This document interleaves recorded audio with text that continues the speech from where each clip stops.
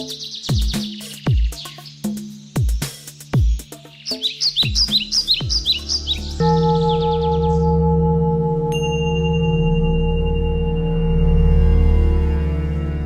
the aftermath of World War II, religious leaders began re-examining their role in the peace process. For it seemed clear that in an atomic age, the world would either embrace values that unite all faiths, or there might be no world at all. By 1970, the movement of religious agents for peace had grown large enough to merit a conference in Kyoto with representatives from 39 countries. From these assemblies emerged a vision of religions working together as a global family, to share resources and establish in unity an approach to peace that no one religion could do on its own. We have only one request in Religions for Peace. Share your experience with your brothers and sisters so that they too can learn from what you've been able to do. By 2011, Religions for Peace will be at work through affiliates in over 100 nations, the largest agency of religious peacemakers in the world. Venerable religious leaders, Religions for Peace International trustees and partners, how fortunate we are all to have you, Mr. High Representative, with us. Your leadership is global. We stand with you. We thank you for your words. Father Ayusu, we ask you to convey back to the Holy Father our gratitude for his support and for the support that he is offering to religious believers around the world. And so we appreciate this so deeply. Dear friends, we are, many of us, old friends in this room, and there are also new friends in this room, and this brings us joy. And I see you, Sheikh Bembeya, as one of our new friends, even though you feel like the oldest of friends for us, and many others as well. And let me offer 3 points for our consideration. First, points with us. First, peace is positive. Each person here knows that for his or her religion, peace is supremely positive. So supremely positive that religious believers are willing to sacrifice themselves for others out of love and compassion. We recall Hindu Mahatma Gandhi fasting, then losing his life. We recall Jewish rabbis Abraham Heschel and Maurice Eisendrath, locked arm in arm with African Americans in their captivity.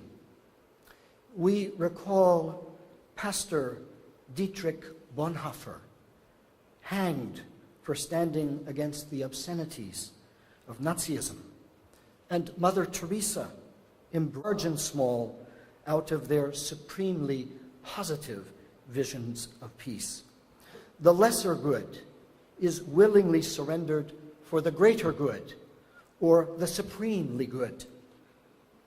Sometimes this is done at the heart of the Religions for Peace, peace's positive vision of peace, a multi-religious vision express peace, call for common action. It is the light of our shared positive vision of peace that brings into bold relief the bitter contradictions, the searing personal failures, and the deadening social exclusions that so wound our human experience. From our beginning proliferation of arms, including weapons of mass destruction, the chokehold of extreme poverty, mindless assaults on nature, the horror of the perverse misuse of our religions in support of violence and terrorism. These are shared threats to peace. It is both our shared positive vision of peace and the shared threats to peace that bring our different religious communities together for common action in religions for peace. Third, rising hostility. This rising tide of hostility both adds to and profoundly exacerbates all of the other threats to peace we have identified. Rising hostility against the other typically in people last year. Every attack, every hate crime, every insult, every humiliation is amplified in the media and affecting 75% of the world's population. Unfortunately, the growth of the good Syrian religious leaders, Muslims and Christians, know too well is that the political conflict, today's tsunami of rising hostility, is the opposite of what is right or wrong. And this occurs on all levels of human living, including those. How can we bring light where it is most desperately needed? We can welcome the other. We can welcome the other as our neighbor and as a cherished member of our human family.